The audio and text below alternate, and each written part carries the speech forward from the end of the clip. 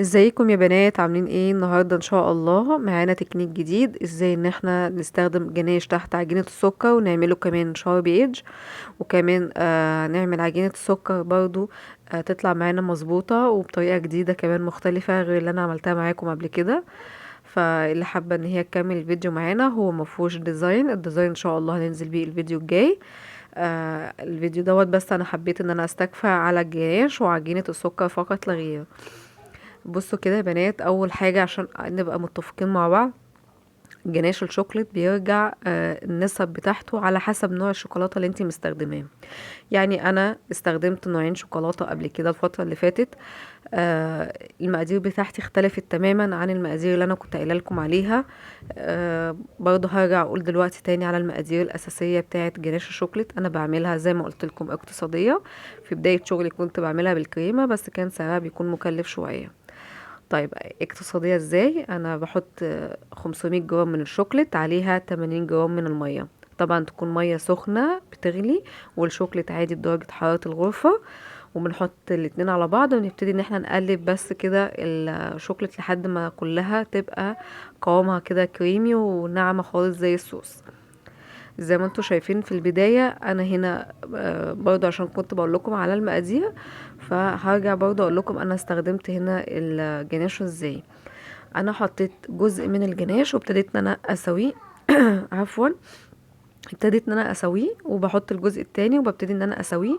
يعني انا بحط كمية بسيطة ابتدي اسويها وبعد كده احط الكمية التانية.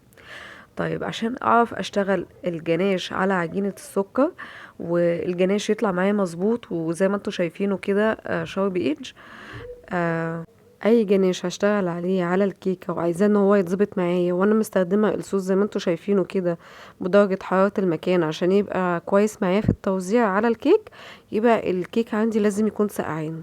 سقعان بقى حطاه عندك قبلها بليله في التلاجة مريحاه، حطاه عندك في الفريزر قبلها بثلاث اربع ساعات في الفريزر، مفيش مشكلة. شوفي اللي يريحك وابتدي ان انت تستخدميه. المهم ان الكيك عندك يكون سقعان عشان الجو حر، ولما نحط الجناش بنفس السمك اللي انا كنت مستخدماه ده يمسك على طول على الكيك، تبتدي ان انت تعرفي تعملي له حواف حادة. فهي دي الفكرة برضو وانت شغالة بالجناش على الكيك. زي ما انتوا شايفين كده انا في البداية ببقى حاطة قاعدة صغيرة تحت الكيك عشان اعرف ان انا اشيلها واتحكم فيها زي كده. هحطها عندي على اي ستاند او على اي حاجه ادخلها التلاجة، برضو الجناش اتشمع برضو كويس جدا.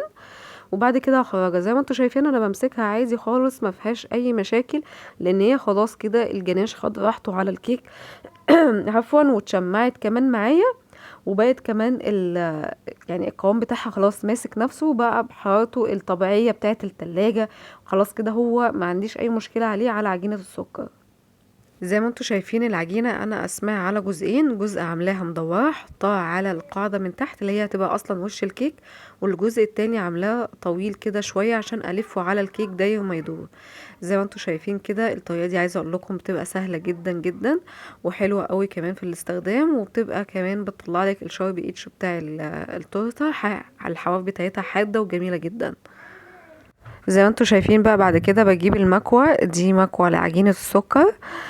دي طبعا طالما هنشتغل عجينة سكر لازم تكون عندنا عشان دي اللي بتساوي معانا عجينة السكر على الجناش او على الكيك نفسه، عشان ما يكونش فيها فراغات وتدينا سطح املس كده ونعمل الكيك. زي ما انتوا شايفين بقى الجزء الاخير ده انا بحب ان انا ادمجه كده مع بعض بحيث ان انا خلاص بقى اخليهم قطعة واحدة ومندمجين الاتنين مع بعض ومستحيل ان هي تبقى باينة.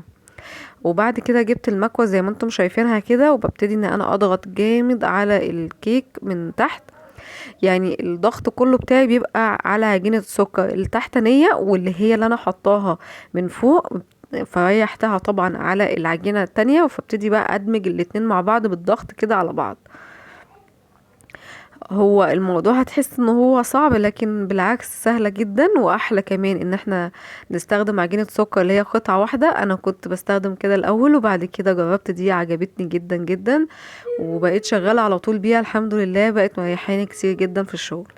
بتطلع لي الحواف بتاعة الكيكة حادة كده ومظبوطة، وكمان في نفس الوقت بتطلع لي الشغل بيرفكت.